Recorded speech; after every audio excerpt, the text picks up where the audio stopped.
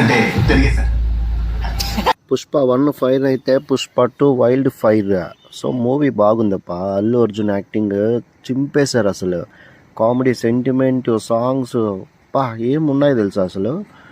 చాలా బాగుంది మూవీ. ఒకసారి వెళ్ళి చూడండి. సినిమా శాంపుల్ చూపిస్తాను చూడండి, మీకే తెలుస్తుంది ఎట్లుందో మూవీ, జనాలు ఎట్లా ఎంజాయ్ చేస్తున్నారో.